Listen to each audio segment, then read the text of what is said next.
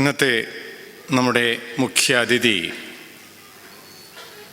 ശ്രീ ജഗദീഷ് ഏട്ടൻ. Special guest of the evening വിശിഷ്ട അതിഥിയായ doctor KS Menon.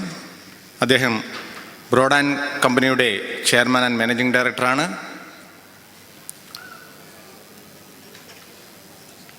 യൂണിക്കോയുടെ financial കൺട്രോളറായ മിസ്റ്റർ സന്തോഷ്.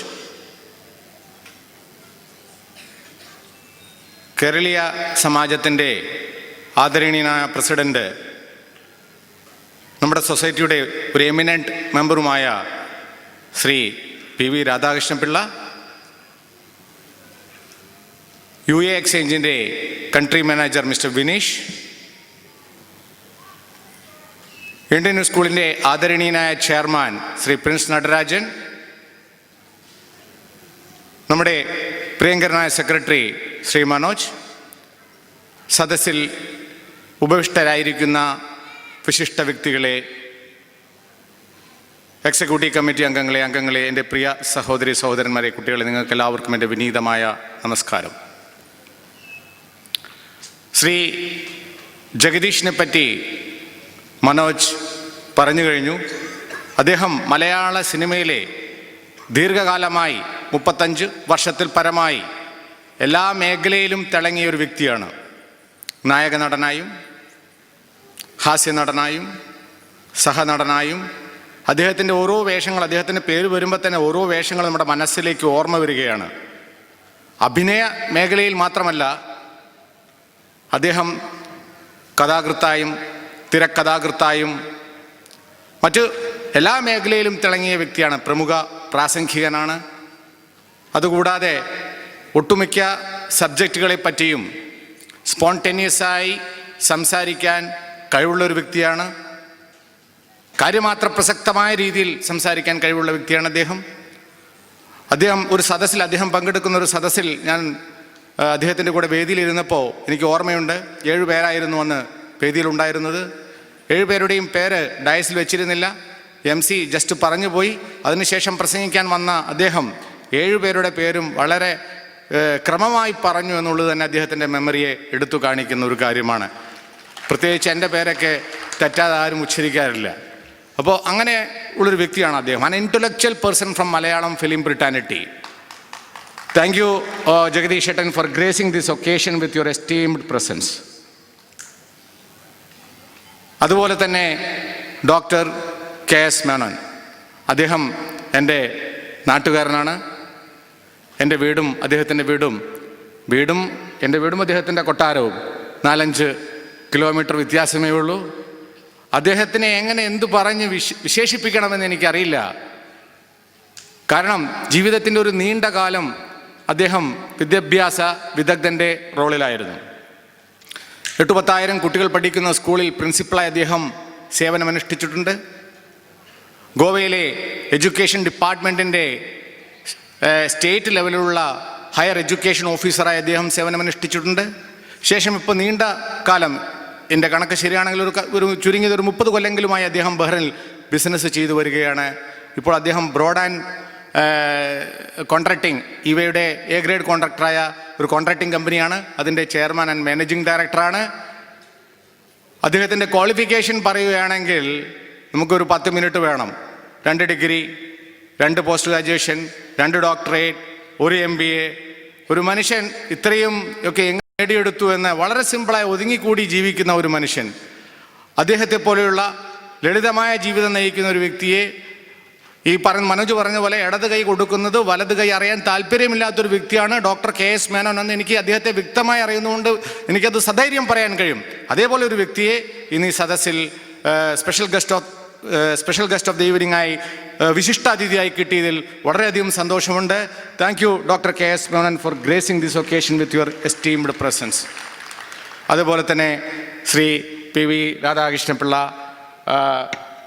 ശ്രീ വിനീഷ്, ശ്രീ സന്തോഷ്, ശ്രീ പ്രിൻസ്, ഇവരോടുള്ള നന്ദിയും രേഖപ്പെടുത്തുകയാണ്. വളരെ ടൈറ്റ് സ്കെഡ്യൂളിൽ പോലും അവരെല്ലാവരും എത്തിച്ചേർന്നിരിക്കുകയാണ്. ഇന്ന് നമുക്കറിയാം, നമ്മളെല്ലാവരും ഇവിടെ ഒത്തുചേർന്നിരിക്കുന്നത് KSUയുടെ 2017-2019 പുതിയ എക്സിക്യൂട്ടീവ് കമ്മിറ്റിയുടെ സ്ഥാനാരോഹണ ചടങ്ങിൻ്റെ ഭാഗമായിട്ടാണ്.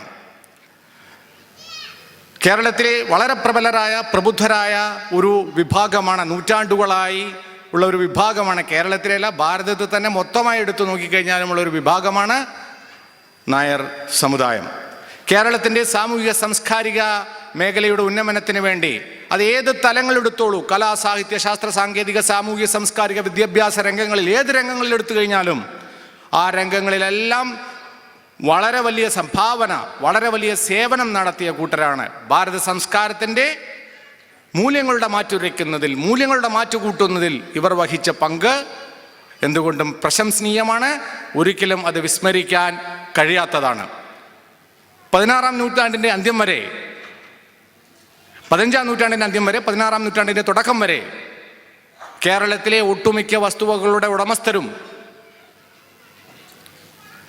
ഒരു തരത്തിൽ സർവാധിപതികളുമായിരുന്നു നായർ സമുദായക്കാർ. അവർ തന്നെയായിരുന്നു അന്ന് കേരളത്തിൻ്റെ ഭരണയന്ത്രം ചലിപ്പിച്ചിരുന്നത്. 14-ാം നൂറ്റാണ്ട് തൊട്ട് പല അധിനിവേശങ്ങളും ഭാരതത്തിൽ വന്നു. 16-ാം നൂറ്റാണ്ടിൻ്റെ തുടക്കത്തോടുകൂടി ബ്രിട്ടീഷ് അധിനിവേശം വന്നു. ആ ബ്രിട്ടീഷ് ആധിപത്യം സ്ഥാപിക്കാൻ ശ്രമിക്കുന്നതിൻ്റെ ഭാഗമായി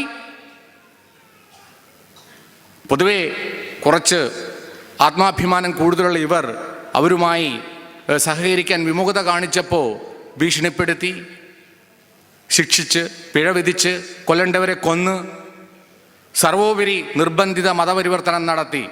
നിർബന്ധിത മതപരിവർത്തനം എന്ന് ഞാൻ പറയുമ്പോൾ നായന്മാരെയും നമ്പൂരിമാരെയൊക്കെ മാറ്റാൻ പറ്റുന്ന സ്ഥലത്തൊക്കെ മാറ്റി, അല്ലാത്ത മാറ്റാൻ പറ്റാത്ത സ്ഥലത്ത് മറ്റു വിഭാഗങ്ങളെ മാറ്റി, പിന്നെ ജാതി വ്യവസ്ഥയുടെ അഡ്വാൻറ്റേജ് മുതലാക്കി എല്ലാവരും വിഭജിച്ച് നിർത്തി അവരെ വരുതിയിലാക്കി ഒരുപാട് വർഷം ബ്രിട്ടീഷ് രാജ് നടപ്പിലാക്കിയത് നമുക്കെല്ലാവർക്കും അറിയാം.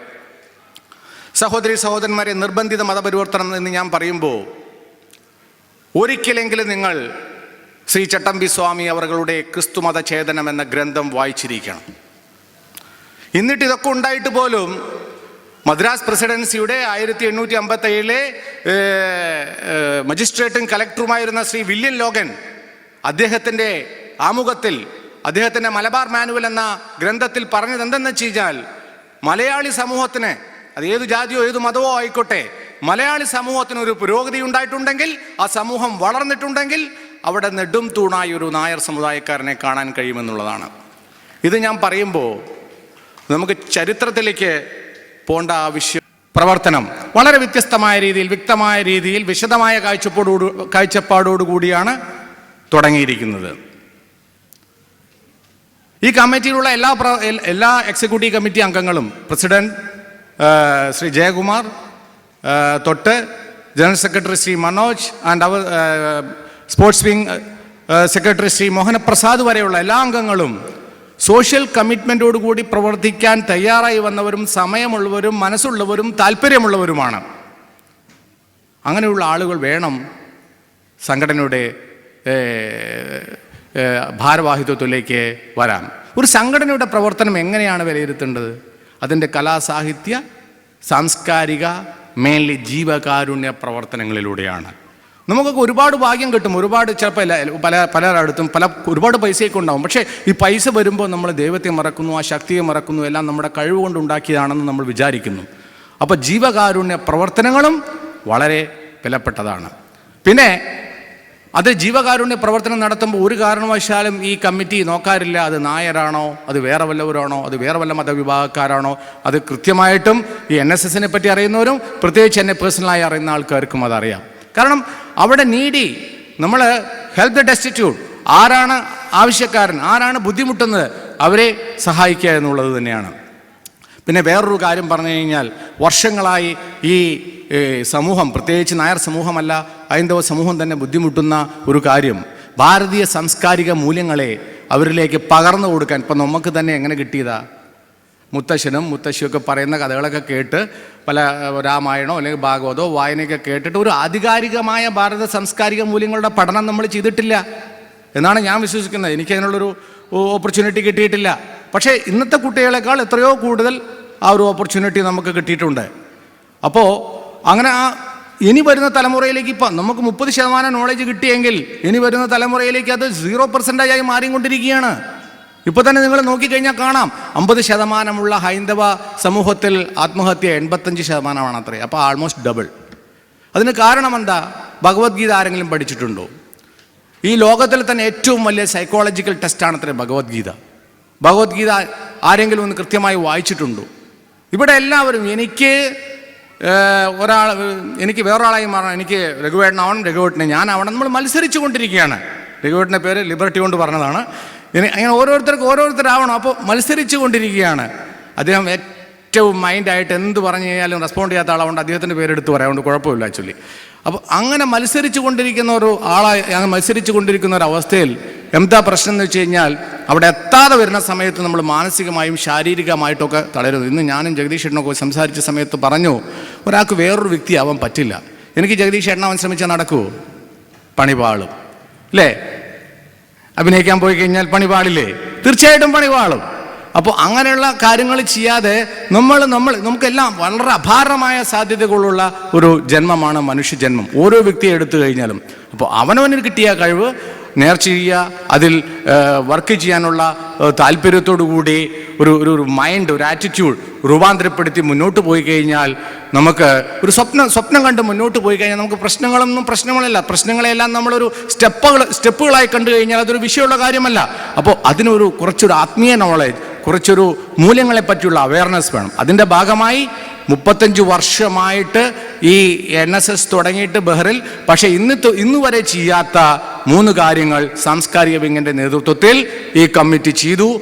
1 ബാലകേന്ദ്രം, 2 സത്സംഗ്, 3 സംസ്കൃത ക്ലാസ്. കൈയടിക്കുന്നില്ല അല്ലേ? ഞാൻ ഗ്രൂപ്പ് ഉണ്ടാക്കിയിട്ടില്ല, അതുകൊണ്ടാണെന്ന് തോന്നുന്നു. അപ്പോൾ അങ്ങനെയുള്ള പ്രവർത്തനങ്ങളായിട്ട് നമ്മൾ മുന്നോട്ട് പോയിക്കൊണ്ടിരിക്കുകയാണ്. പിന്നെ വേറൊരു കാര്യം എനിക്ക് നിങ്ങളോട് പറയാനുള്ളത്, ഈ പ്രവർത്തിക്കുന്ന സമയത്ത് ചില തെറ്റുകളൊക്കെ പറ്റും. ഈ തെറ്റുകൾ നോക്കി സംഭവം എന്ന് വെച്ച് കഴിഞ്ഞാൽ ഈ കമ്മ്യൂണിറ്റിയുടെ ഒരു അഡ്വാൻറ്റേജും ഒരു ഡിസഡ്വാൻറ്റേജും അത് തന്നെയാണ്. ഇത് വളരെ പ്രബുദ്ധരായി എഡ്യൂക്കേഷനിലൊക്കെ വളരെ മുന്നോട്ട് നിൽക്കുന്ന ആളുകളാണ്. അപ്പോൾ ആരും പറഞ്ഞാൽ കേൾക്കില്ല. ഇനി കേരളത്തിൽ ഈ കമ്മ്യൂണിറ്റിക്ക് മാത്രമല്ല, മൊത്തത്തിൽ കേരളത്തിൽ ആ പ്രശ്നം വരും. ഒരു നേതാവിൻ്റെ കൂടിയും ആളില്ലാത്തൊരു പ്രശ്നം വരും 25 വർഷം കഴിയുമ്പോഴേക്ക്. നോട്ട് ചെയ്ത് വെച്ചോളൂ.